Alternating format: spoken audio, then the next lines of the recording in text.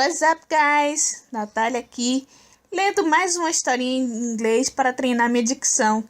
Então, se você tiver alguma crítica construtiva, é sempre bem-vinda. Só deixa aí nos comentários. A história de hoje, The Tinderbox, ou o esqueiro. Senta que lá vem a história. There come a soldier, marching along a high road. 1, 2, 1, 2. He and his knapsack on his back, and a saber by his side, for he had been in the wars, and now he wanted to go home. And on the way he met with an old witch. She was very hideous, and under her lip hung down upon her breast. She said, "Good evening, soldier. What a fine sword you have, and what a big knapsack. You are a proper soldier. Now you shall have as much money as you like to have." "I thank you, old witch," said the soldier. "Do you see that great tree?" quoth the witch. And she pointed to a tree which stood beside them. "It's quite hollow inside. You must climb it to the top, and then you see a hole through which you can let yourself down and get deep into the tree. I will tie a rope round your body so that you can pull up again when you call me." "Oh, what am I to do down the tree?" asked the soldier. "Get money," replied the witch. "Listen to me. When you come down to the earth under the tree, you will find yourself in a great hall. It is quite light, for many hundred lamps are burning there. Then you will see 3 doors. Those you can open, for the keys are in the locks. If you go into the first chamber, you will see a great chest in the middle of the floor on his first chamber, and you will see a great chest in the middle of the floor. In this chest sits a dog, and he's got a pair of eyes as big as 2 teacups. But you need not care of that. I will give you my blue checkered apron, and you can spread it upon the floor. Then you go up quickly, take the dog, set him on my apron, and then open the chest, and take as many things you like. They are of copper. If you prefer silver, you must go into the second chamber, but there sits a dog with a pair of eyes as big as milk wheels. But you not care of that. Set him upon my apron and take some of money. And if you want gold, you can have that too. In fact, as much as you can carry. If you go into the third chamber, but the dog that sits in the money chest there has 2 eyes as big as the round tower of Copenhagen. He is a fierce dog, you may be sure, but you needn't be afraid, for all that only set him my apron, and he won't hurt you. And take out the chest as much gold as you like." "That's not bad," said the soldier. "But what am I giving to you, you old witch? For you will not do it for nothing, I fancy." "No," replied the witch, "not a single farthing I will have. You shall only bring me the old tinderbox which my grandmother forgot when she was down there last." "Then tie the rope around my body," cried the soldier. "Here it is," said the witch, "and here's my blue checkered apron." Then the soldier climbed up into the tree, let himself slip down into the hole, and stood, as the witch had said, in the great hall where many hundred lamps were burning. Now he opened the first door.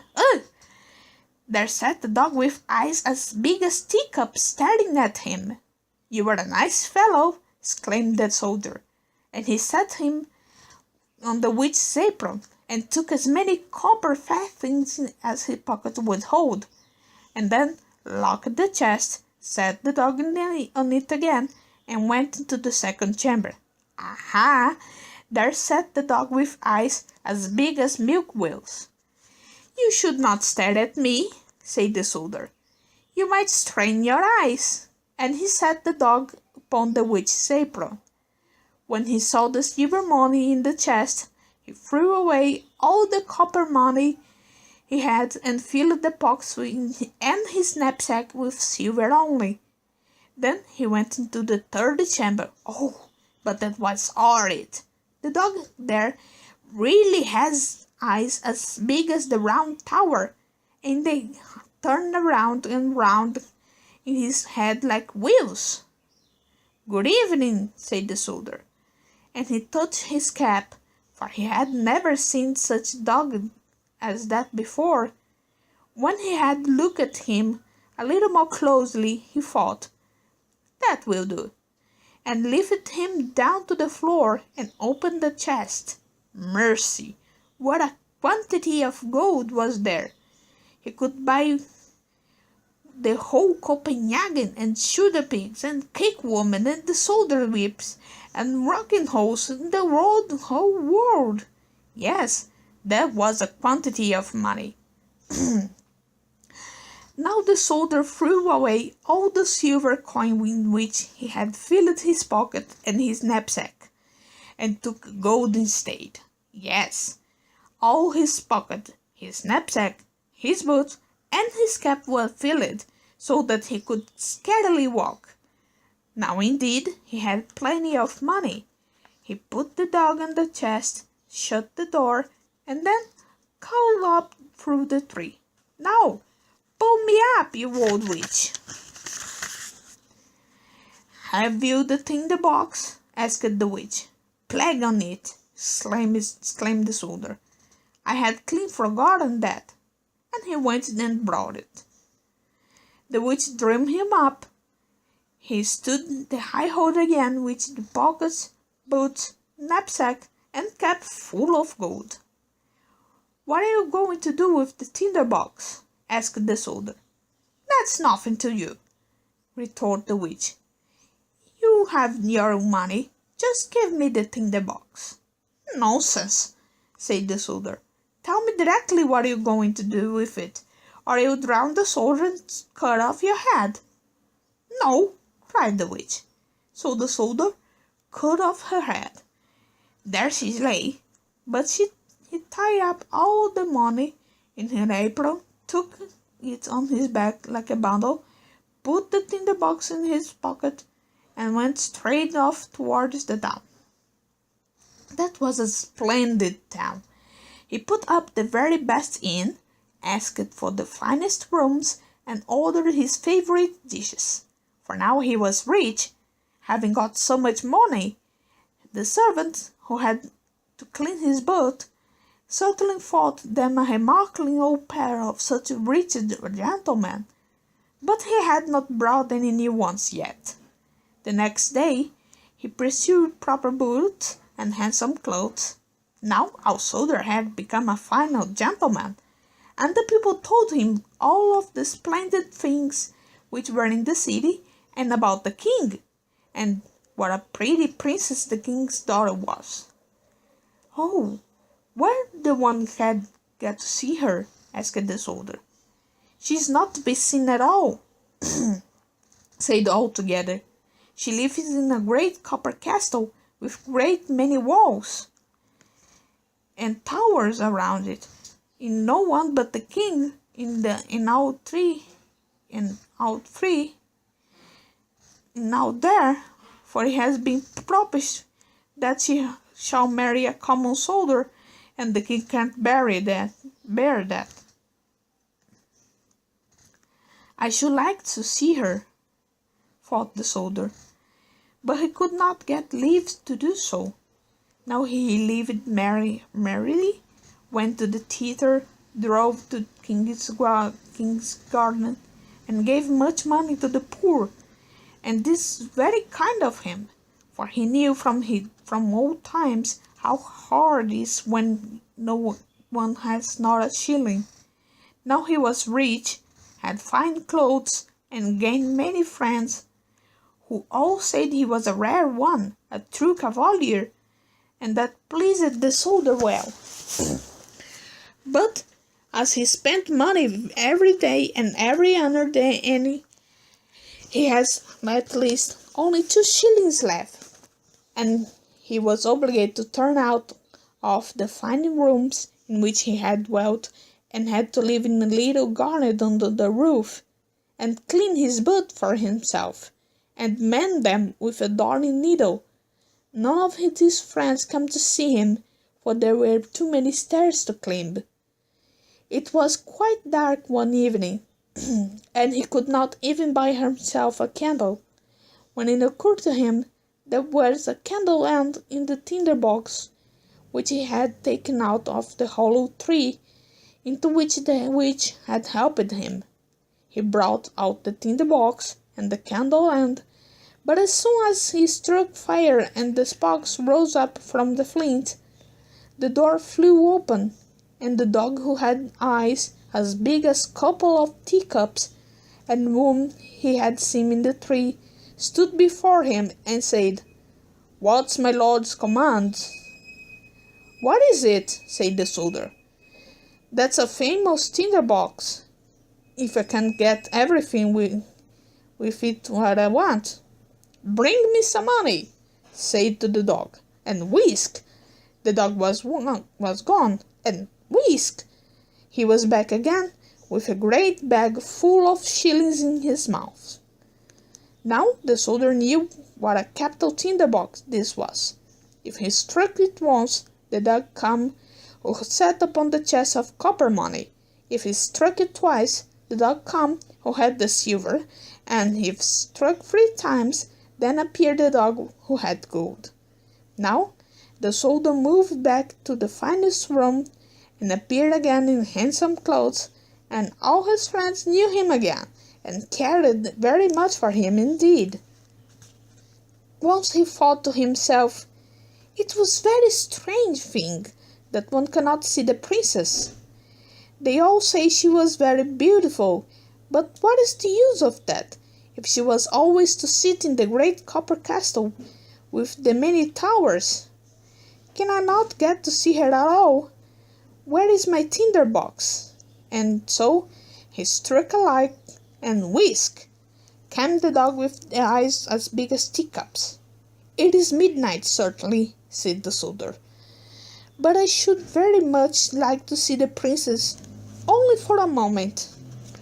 The dog was outside the door directly, and before the soldier thought it, come back with the princess.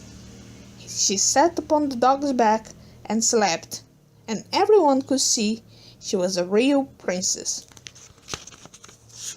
For she was so lovely, the soldier could not refrain from kissing her, for he was a soldier. Then the dog ran back again with the princess, but when the morning came, and the king and the queen were drinking tea, the princess said she had a strange dream the night before, about a dog and a soldier, that she had read it upon the dog, and the soldier had kissed her. "That would be a fine history," said the queen.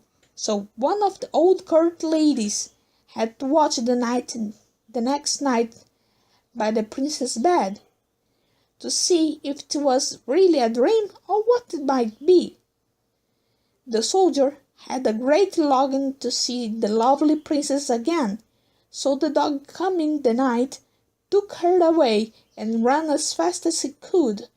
But the old lady put it on the whereabouts, and ran just as fast as after him.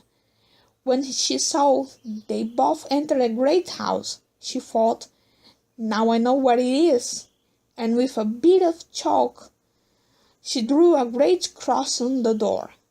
Then she went home and lay down, and the dog came up with the princess, but when he saw there was a cross drawn round the door where the soldier lived, he took a piece of chalk too, and drew crosses on all doors in the town.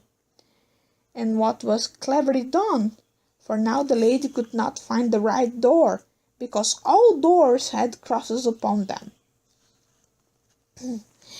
In the morning early came the king and the queen, the old court lady, and all the officers, to see what was the princess had been.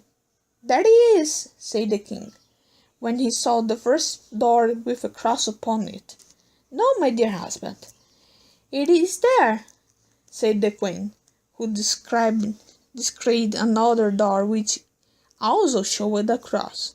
"But there is the one, and there is the one," said all, for everywhere they looked were crosses on the doors. So they saw that it would avail them nothing if they searched on. But the queen was an exceedingly clever woman, who could not do more than a widow in the coach.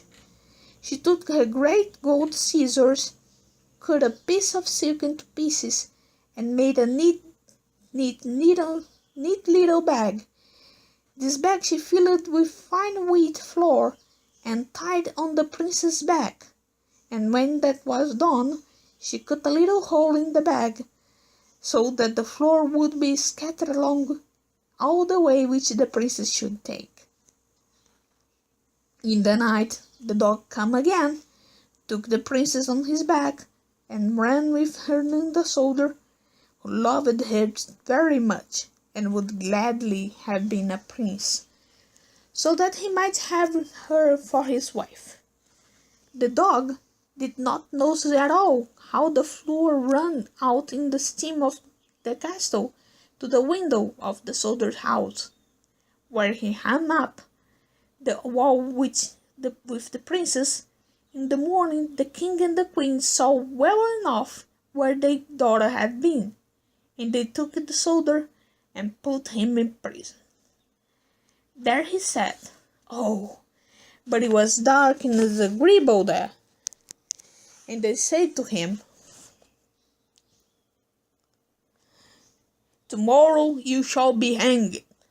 That was not amusing to her here, and he had left his tinderbox in the inn. In the morning he could see through the iron grating of the little window how the people were hurrying out the town to see him hanged. He heard the drums beat and saw the soldiers marching.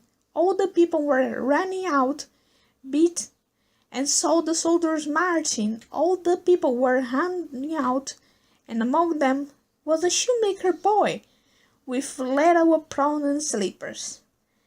And he galloped so fast that one of the slippers flew off and came right against the wall where the soldiers sat looking through the iron grating.